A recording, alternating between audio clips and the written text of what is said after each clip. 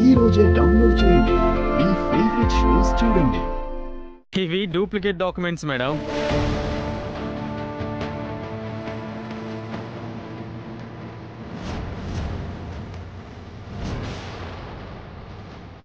ఎవరివరా duplicate documents?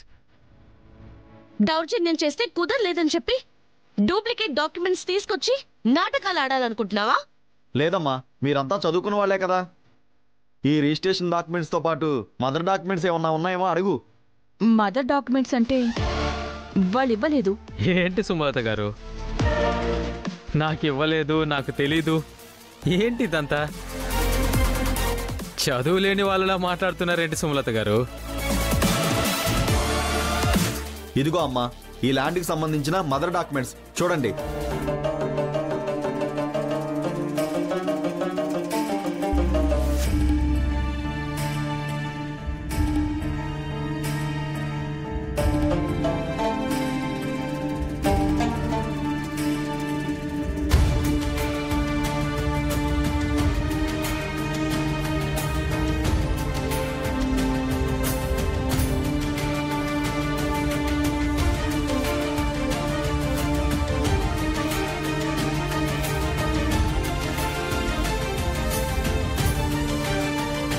ఈ land మీకు వాళ్ళు రిజిస్ట్రేషన్ చేసిన డేట్ ముందే భిక్షపతి గారికి అమ్మేశారు.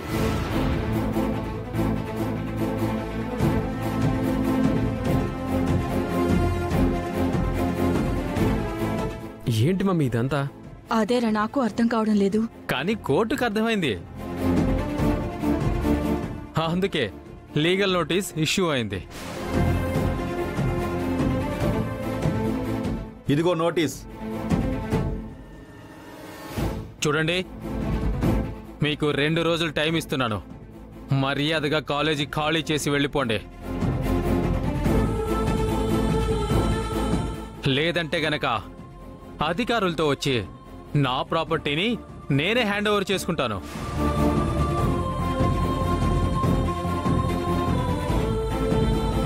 పదండి లాయర్ గారు.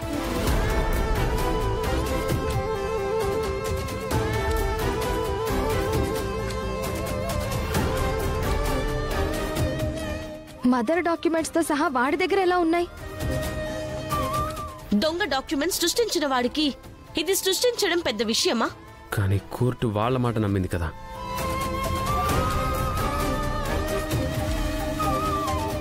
వాళ్ళు కోర్టుని మోసం చేశారని మనం నమ్మించాలన్నయ్యా. ఆంటీ, మా మమ్మీకి తెలిసిన ఒక పెద్ద లాయర్ ఉన్నారు, ఆయనతో చెప్పి మనం కోర్టులో కేసేద్దాం. ఇలాంటి విషయాలు కోర్టులో అంత తొందరగా తేలవు భువన. మనం కోర్టులో కేసు వేసి స్టే తెచ్చినా కాలేజ్ ని మూసేమనే చెప్తారు కదా. అయితే ఇప్పుడేం చేద్దామంటావు? భువన లాయర్ తో మాట్లాడి కేసు వేద్దామన్న ఐడియా నాకు నచ్చింది. నీ దగ్గర వేరే ఏమైనా ఆప్షన్ ఉందా? ఏ ఆప్షన్ లేనప్పుడు ఎందుకే మధ్యలో మాట్లాడతావు? ఆంటీ, భువన చెప్పిందే కరెక్ట్. మనం ఫర్దర్ ప్రొసీజర్ అంతా తను చెప్పినట్టే చేద్దాం. అవును మమ్మీ.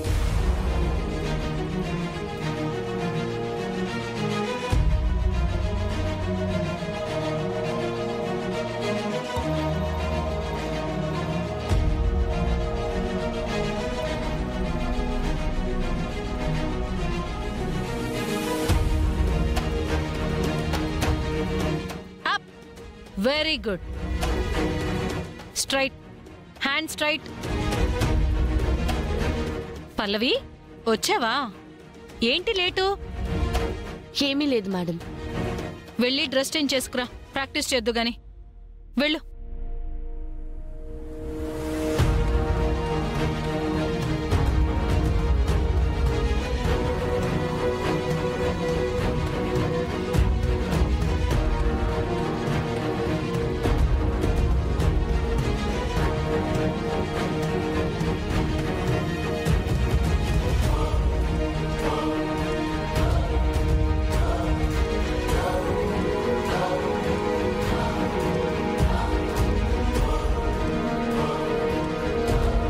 మీకు 2 రోజులు టైం ఇస్తున్నాను. మర్యాదగా కాలేజీ ఖాళీ చేసి వెళ్ళిపోండి. లేదంటే గనక అధికారులతో వచ్చి నా ప్రాపర్టీని నేనే హ్యాండ్ ఓవర్ చేసుకుంటాను.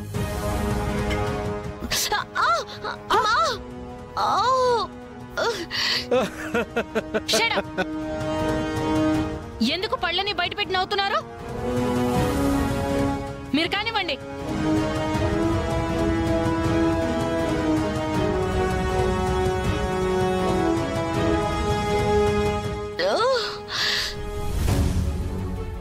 ఏంటమ్మా, ఏమైంది?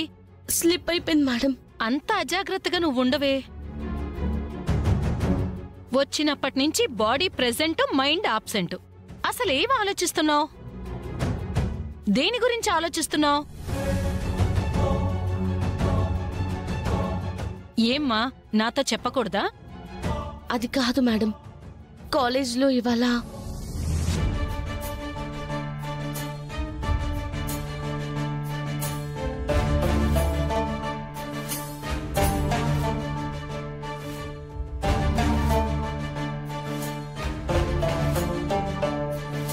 అవునా?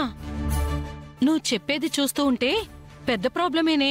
దాని గురించి ఆలోచిస్తున్నాను మేడం. చూడు పల్లవి, ఆ కాలేజు ప్రాబ్లంలో ఉన్నది ఆ డాక్యుమెంట్స్ కారణంగా.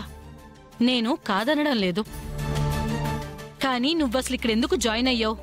ఏ గోల్తో నువ్విక్కడున్నావు మర్చిపోయావా? అయినా కాలేజీ ప్రాబ్లం వాళ్ళది. నీ గోల్ని నువ్వు నిలబెట్టుకోలేదు అంటే ఆ వంక చూపించి నిన్ను దూరం పెట్టేస్తారు. నువ్వు కోరుకున్న అబ్బాయితో నీ పెళ్లి జరగకుండా చేస్తారు. నీకు ఇది ఇంపార్టెంట్ కానీ అది ఇంపార్టెంట్ కాదు కదా. సో నువ్వు కాన్సంట్రేట్ చేయాల్సింది ఇక్కడ, అక్కడ కాదు. అలా ఎలా అనుకోమంటారు మేడం? నేను చరణ్ నా వాడు అని నేనెప్పుడైతే అనుకున్నానో ఆ కుటుంబం నాది, వాళ్ళకొచ్చిన కష్టం నాదే కదా. సో ఇప్పుడు కాలేజ్కి ప్రాబ్లం వచ్చింది అంటే అది వాళ్ళకే కాదు, నాకు ప్రాబ్లమే కదా. అదెలా సాల్వ్ చేయాలా అని ఆలోచిస్తున్నాను. నువ్వు చెప్పింది కూడా కరెక్టే. నా వాళ్ళు అని అనుకున్న తర్వాత వాళ్ళ సుఖాలు కష్టాలు అన్నీ నీకే చెందుతాయి. అయినా దీనికెందుకు ఆలోచిస్తున్నావు? వాడేమైనా ఉత్తముడా? పోలీసుల దగ్గరికి వెళ్దాము, కేసు పెట్టి లీగల్గా వెళ్దాము అని అనుకోవడానికి ఆడే పెద్ద దుర్మార్గుడు. వాడే అడ్డమైన దారు తొక్కొచ్చాడు, అడ్డమైన డాక్యుమెంట్స్ పుట్టించాడు. అలాంటి దుర్మార్గుణ్ణి దుర్మార్గంతోనే కొట్టాలి. వాడికి వాడి రూట్లోనే వెళ్ళి బుద్ధి చెప్పాలి. అలా సరిపోతుంది కదా. చాలా థ్యాంక్స్ మేడం, మంచి ఐడియా ఇచ్చారు. ఏంటది? మీరు చెప్పిందే కరెక్ట్. ఇంతవరకు వాడి దగ్గర డాక్యుమెంట్స్ ఉన్నాయి, లీగల్ గా వెళ్ళినా వర్కౌట్ కాదేమో, ఈ ఇష్యూ ఎంతకాలం ప్రొలాంగ్ అవుతుందో అని ఆలోచనలో పడిపోయాను మేడం. కానీ ఇప్పుడు మీరిచ్చిన సలహా కరెక్ట్.